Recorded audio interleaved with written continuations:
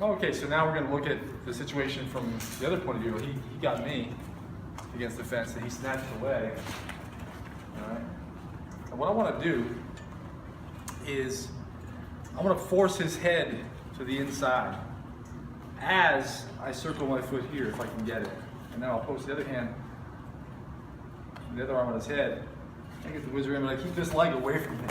All right. And I can prepare to reach down for that right wrist and pull up as I straighten. I'm just trying to straighten my whole right side of my body from my, let's say my right ankle all the way to my right shoulder. If I get that straight and no part of me bends toward him, then he can't, it's much harder for him to lift. All right, that's why he keeps a distance. If he gets under me, he still might lift me. If he can still lock it and lift right at the crotch, but I'm putting myself in a distance and I'm posting his head to where that's going to be really hard for him. Well, let's say that I couldn't get my foot to the outside, which, by the way, when I get my foot to the outside and I'm whizzering, it also turns me to where if I need another leg for balance, I have my hand. So this turning my body gives me another piece of my base that I didn't have when I was like this. All right? But if he drags me out from the fence, all right, and his head is in here, then what I'm going to do instead is I'm going to reach across and I'm going to grab his wrist. I'm going to grab like this, okay?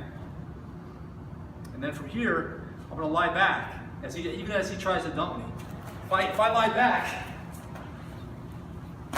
I can kick him over and free my leg and come up. He almost went the wrong way, so I held him up there.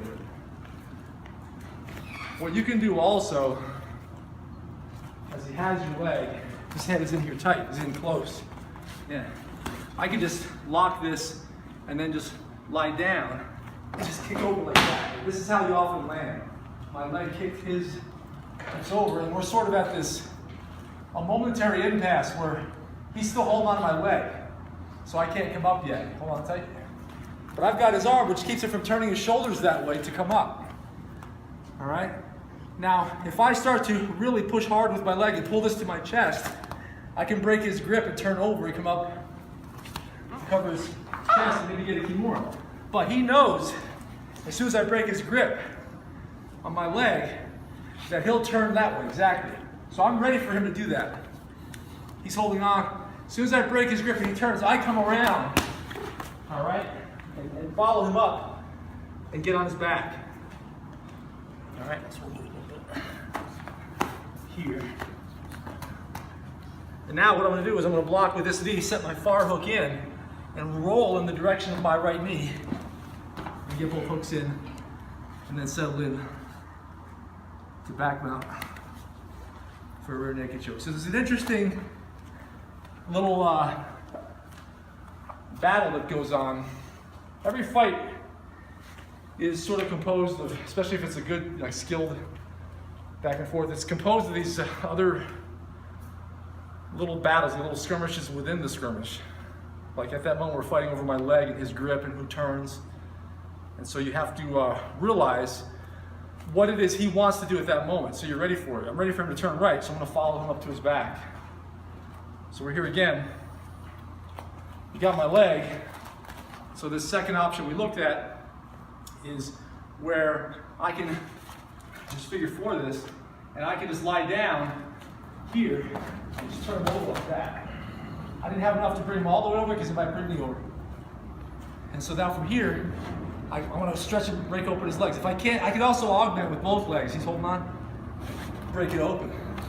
But he's ready to turn that way. Now another thing you can do. Now I could also, like I said, I could climb up on his back and get him and go to his back. But from here, the moment he broke free, if I slip my knee in, I can step my leg over his head and bring him back and arm lock him. So anytime you have that figure four in his arm, you are in position for a possible cross arm lock, but you don't have that much holding him down, so he still might come up and stack you. You might have to go inverted to get it. That's the thing to know about that. When you get arm locks that way, he's not on his back, and he's very motivated to get up, so he will. And he'll drive into you and stuff like that, so be ready to flow to wherever that arm lock sort of takes you. All right, so look at that again. Drag me away from the fence, he's got the single. he goes to dump me, all right?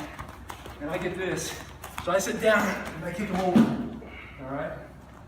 And if he traps my leg, that's another situation. Let's say my foot came out.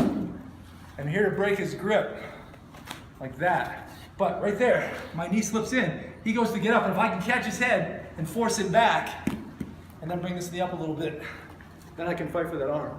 But what might happen is he gets up, and I get him like this. And then to save this arm, he drives into me, so now I force his head over. All right? And then get him. But if he stacks me completely, and I can't extend him, hold on, let my foot out, there we go.